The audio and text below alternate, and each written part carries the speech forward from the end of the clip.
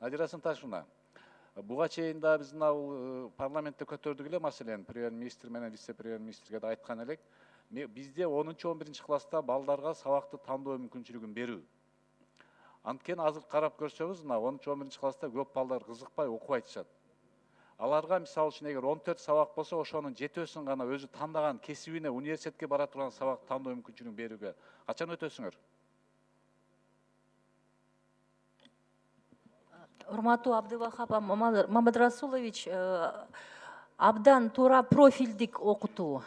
Биз азыр ар бир региондо, ар бир райондо бир нече мектептен пилот аяктап калды, ошол профилдики. Албетте Бишкек биринчи башталган. Мисалы 12 мектепти алсак, 12 мектепти бүткөндөр 10-11 класстар жана медицина тармагына даяр чыгышат да, ошол профилге даярдалып.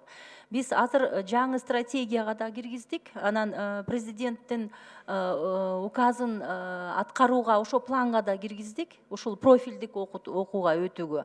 Анан апто менен да сүйлөшүп атабыз, жана базаларын бириктиргенге да, мындай колдонгонго мектептердин. Мисалы профилдик окутууга өткөнгө жакшы мындай жанагы колдоочу базалар да керек болот да. Ошонун үстүндө азыр иштеп жатабыз. Бул абдан маанилүү да, профилдик окууга өтүү. Ооба, баары эле айтып атат өкмөттөгүлөр. Бирок мына ушул балдарга тандоо мүмкүнчүлүгүн качан беребиз биз? Анткени биз балдарга кичинекейинен аларды мажбурлап, кыйнап окутпай, тандоо мүмкүнчүлүгүн берип, ыктыяр менен окутсак, ошо баладан келечекте жыйынтык чыгат да, жакшы окууга мүмкүнчүлүк болот. Конкреттүү түрдө канчанчы жыл өтө аласыңар ушуга? Быйыл 20-жылы биз өткөргөн жанагы бүт пилоттордун баарын азыр жыйынтыктап жатабыз. Анан ар бир регион менен сүйлөшүп жатабыз азыр. Мисалы, канча мектебибиз быйыл профилдик окууга өтө алат, канча мектебибиз 21-жылы өтө алат. Азыр мына мен бул жерде отурам, министрликте ошол команда отуруп алып иштеп атат да, ошол пландын үстүндө. Ошон үчүн мына январьдын аягына чейин биз айта алабыз да. Мисалы, быйыл канча мектеп профилдик окууга өтө алат. Ошол профиль деген ошо тандоо мүмкүнчүлүгү болот да ошол жерде. Ооба, албетте, албетте. Экинчи суроо. Англис тилин канчалык деңгээлде көбөйтүп атасыңар мектепте? Англис тилин биз 5-класстан баштап сааттарын көбөйттүк. Канча саат болду? 5-6, 7 класста. Мурда жумасына 2 саат болчу. Азыр 5 саатка чоңойттук. Негизгиси, эң негизги методиканы өзгөрттүк. Жана грамматикалык ыкма эмес, сүйлөй ала турган, кадимкидей практикалык чөйрөдө сүйлөй ала турган методикага өттүк. 5-6 класс, 7 класс жаңы окуу китептери түзүлдү. Азыр 8 класстын үстүндө иштеп атышат авторлор. Өткөндө министр айтты эле, ошо химия, физика сабактарын англис тилде өткөнгө биз баштайбыз деп. Качан баштайсыздар? Быйыл биздин университеттерибиз, педагогикалык багыттагы университеттерибиз эксперименталдык группаларды ачат. Ал жерге атайын ошо мотивация берип туруп, биз табигый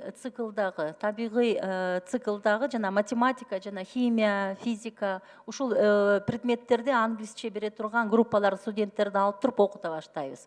Ушул окуу жылы азыр университеттерде даярдыктар жүрүп атат. Жакшы, дагы бир сунуш. Мына университеттерге, мамлекеттик болобу, жеке менчик болобу, бардык университеттерге англис тилин факультетин кошумча ачканга мүмкүнчүлүк барбы? Анткени силер чектөө киргизип коюп турбайсыңар. Мына ушунча орун гана окута аласыңар англис тил факультетин. Ошону биз эркиндик берсек, анткени канча көп англис тил билген жаштарыбыз көбөйсө, бул жакшы болуп атпайбы? Биз университеттерге абдан жакшы кеңири академиялык эркиндикти бердик да. Бул жанагы канчалык биздин жаштарыбыз ушул кесипти тандап атат, ошого көз карандыгы.